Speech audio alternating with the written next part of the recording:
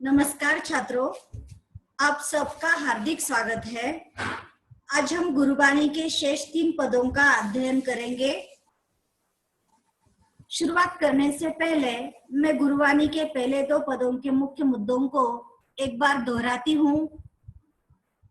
प्रथम पद में नानक जी ने गुरु की महिमा, मार्गदर्शक के रूप में गुरु का महत्व बताया है, हमेशा गुरु का आदर करने का संदेश दिया है।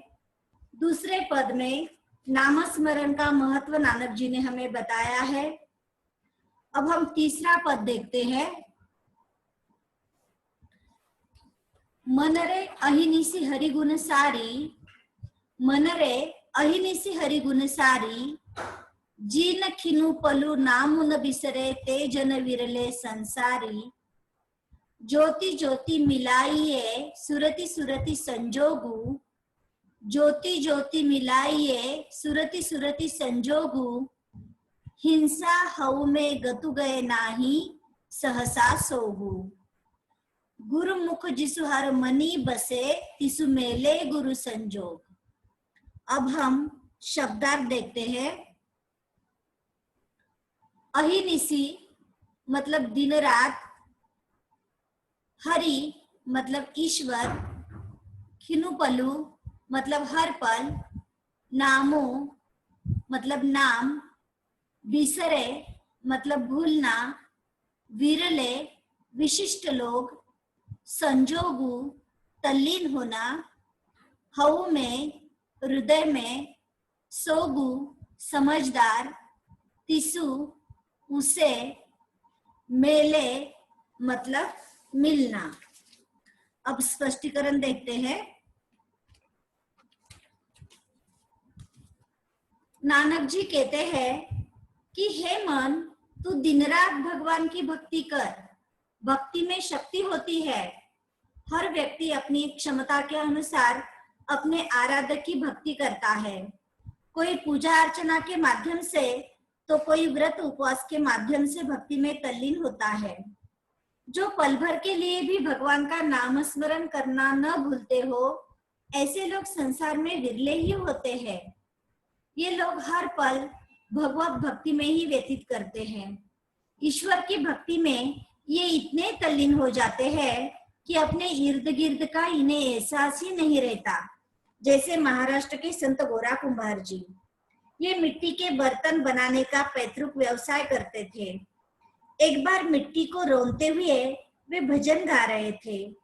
भजन में वे इतने तल्लीन हो गए कि उनका बच्चा रेंगता हुआ वहां पर आया, उनके पैरों तले कुचला गया तो भी उन्हें पता नहीं चला।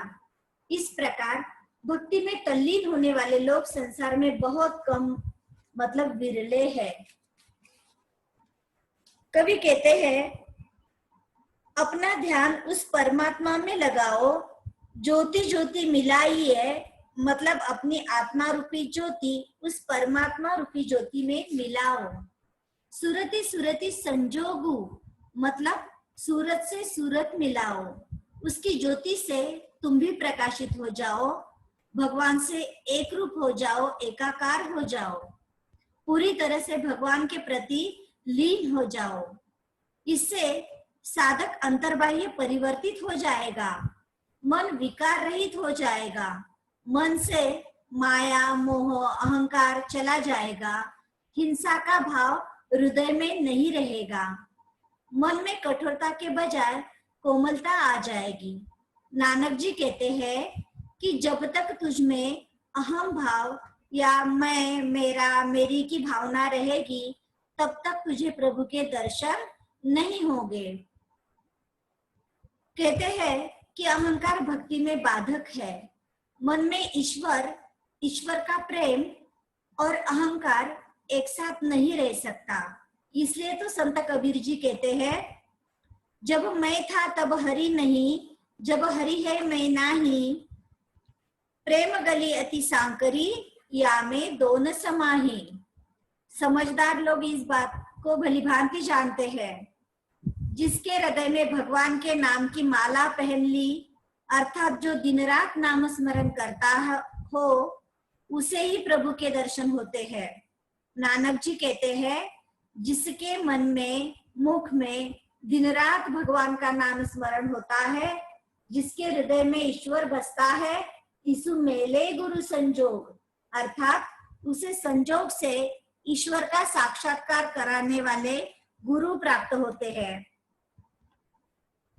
इस पद में नानक जी ने हमें नाम स्मरण का अर्थात अच्छे कर्म का महत्व बताया है। अब हम चौथा पद देखते हैं।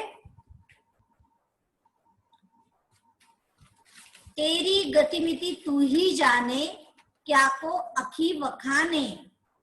तेरी गतिमिति तू ही जाने, क्या को अखी वखाने।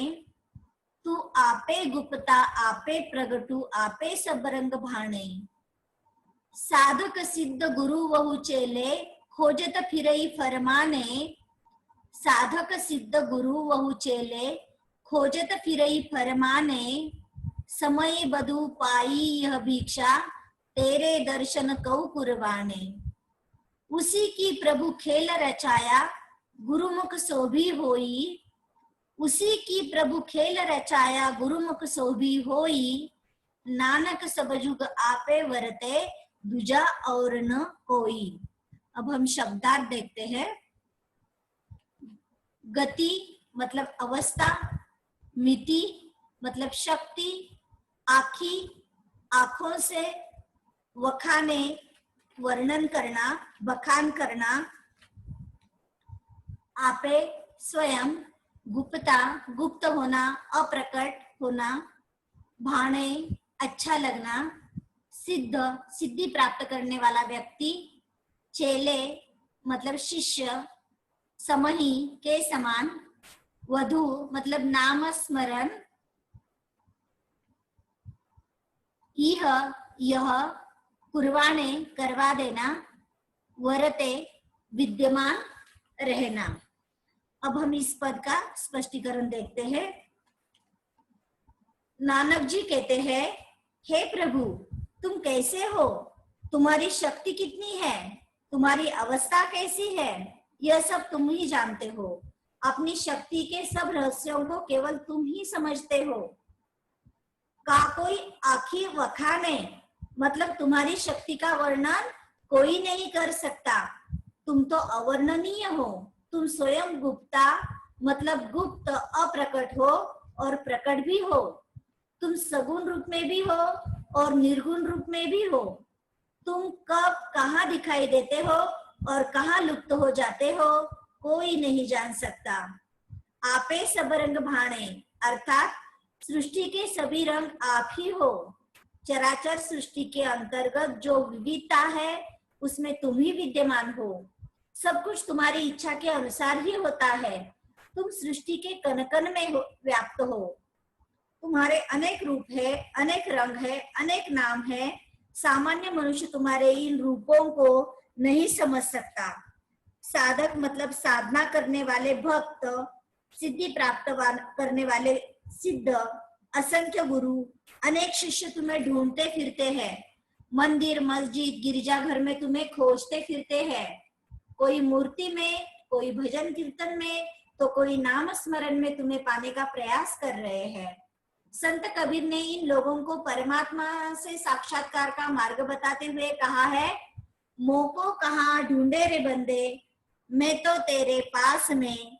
ना मैं मंदिर ना मैं मस्जिद ना काबे कैलाश में।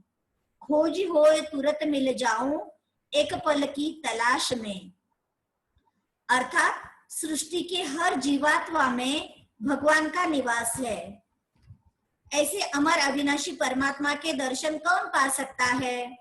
नानक जी कहते हैं, समय बधु पाई यह भिक्षा, तेरे दर्शन कऊ कुरबाने। जो व्यक्ति सच्चे दिल से भगवान का नाम स्मरण करते हुए उनके दर्शन की अभिलाषा रखता है, उसे प्रसाद के रूप में, भिक्षा के रूप में तुम्हारा दर्शन होता है। यह संसार परमात्मा द्वारा रचा गया एक खेल है। नानक जी कहते हैं कि हे प्रभु, तुम्हारे संसार के इस खेल को कोई गुरुमुख ही समझ सकता है। जो सच्चे गुरु के शरण में रहता है या जो ज्ञानी है, वही इस बात को जानता है कि यह संसार आपके द्वारा रचा गया खेल है। नानक जी आगे कहते हैं कि नानक सब जुग आपे वरते दूजा और न कोई, अर्थात तुम्हारे इस संसार में तुम ही युग युग से विद्यमान रहते हो, दूसरा कोई नहीं। तुम ही सर्वशक्तिमान हो, सर्वकालिक हो, सृष्टि के कण कण में तुम्हारा ही निवास है। अब हम गुरबानी का अंतिम पद का अध्ययन करते हैं। गगन में काल रविचंद दीपक बने, तारका मंडल जनक मोती, धूप मलया नील पवनु चवरो करे, सकल वनराई पुलंत ज्योति।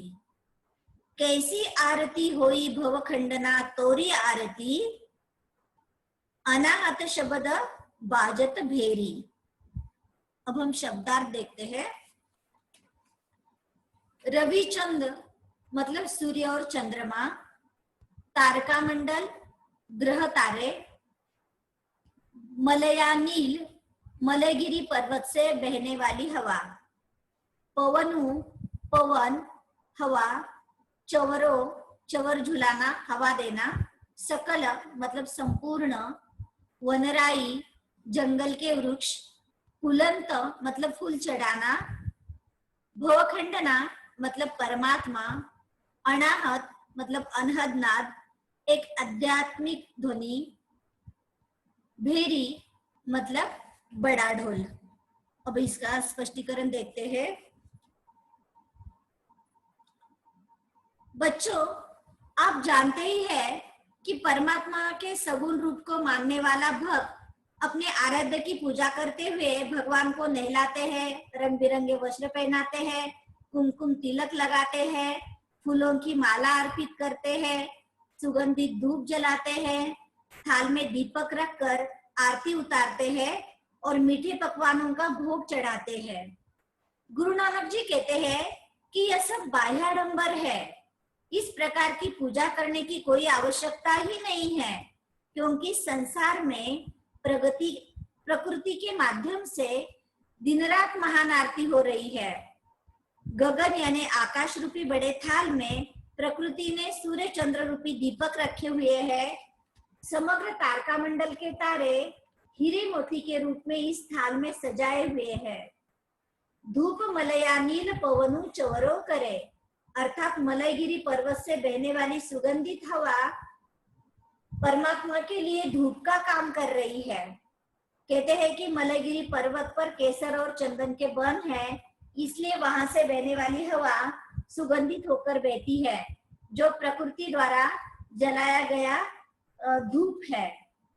जिस प्रकार सगुण भक्त भगवान को पंखे से हवा देता है, उस प्रकार पवन परमात्मा को हवा देने का, चवर झुलाने का काम कर रही है। जंगल के सभी वृक्ष रंग बिरंगे फूल चढ़ा रहे हैं। हृदय में अनाहत नाद बज रहा है। अनाहत नाद मतलब ऐसी ध्वनि जो बिना किसी आघात के निरंतर उत्पन्न होती है। जब साधक की साधना चरम सीमा पर पहुंचती है तो उसे यह ध्वनि सुनाई देती है। यह एक आध्यात्मिक ध्वनि है। भवखंडना मतलब संसार की उत्पत्ति और विनाश करने वाला परमात्मा। कवि कहते हैं, कैसी आरती होई भवखंडना तोरी आरती, मतलब हे परमात्मा, प्रकृति के माध्यम से तुम्हारी ये कैसी अनोखी आरती हो रही है, जिससे हृदय में अनाहत नाद का ढोल बज रहा है। प्रकृति की आरती के सामने मनुष्य की आरती तुच्छ है। असली आरती तो मन से ही उतारी जाती है। बाह्याडंबर की कोई जरूरत ही नहीं है। भगवान की भक्ति तो मन से करनी चाहिए, भौतिक चीजों से नहीं। संत नामदेव जी कहते हैं, आनिले कुंभ भराइले उदिक बाल गोविंदई नान रचो, पहले नीरजू मच्छ बिटाल्यो, जूठनी भैला काई करू। आनिलय पुप गुंथिलय माला, बाल गोविंदई हार रचू, पहली बासजू भवरई लीनी, झूठनी भैला काई करू।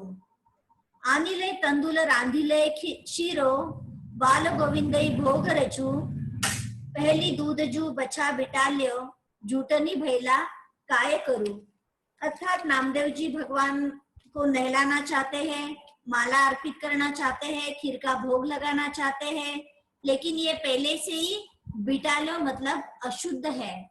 पानी मछली द्वारा, फूल भौरे द्वारा और दूध बछड़े ने जुटा कर दिया है।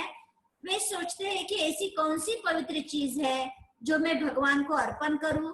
तब उत्तर मिलता है, मेरा मन ही ऐसी चीज है जो पवित्र है, क्योंकि उसमें भगवान के अलावा किसी का वास नहीं है। ईश्वर के प्रति श्रद्धा समर्पण ही भक्त की ईश्वर को दी गई सर्वोत्तम भेंट है। बाह्याडंबर व्यर्थ है, दिखावा है। फिर थालियों में फल फूल लेकर मूर्ति पर चढ़ाने की क्या जरूरत है? क्या उसके पास थालियों की कमी है? आकाश ही उसका नीलम थाल है। सूर्य चंद्र आरती में रखे हुए दीपक है। प्रकृति द्वारा बनाए गए फल फूल पत्ते ही हम भगवान को अर्पित करते हैं। हमारी ओर से हम भगवान को क्या देते हैं? हमारा पवित्र मन और भगवान का नाम स्मरण ही हम अपनी ओर से दे सकते हैं। बाकी सब कर्म कांड है, ऐसा नानक जी कहते हैं। तो इस प्रकार गुरु नानक जी अपने पदों के माध्यम से अपनी भक्ति भावना व्यक्त करते हैं। गुरु के प्रति आदर सम्मान की भावना रखने को कहते हैं। नाम स्मरण का महत्व बताते हैं। साथ ही अहम भाव त्यागने का संदेश भी देते हैं। अपने अंतिम पद के माध्यम से उन्होंने बाह्याडंबर और कर्मकांड का विरोध किया है। उम्मीद करती हूँ कि आप गुरुवाणी के पद अच्छी तरह से समझ गए होंगे। अब मैं अपनी वाणी को विराम देती हूँ। धन्यवाद।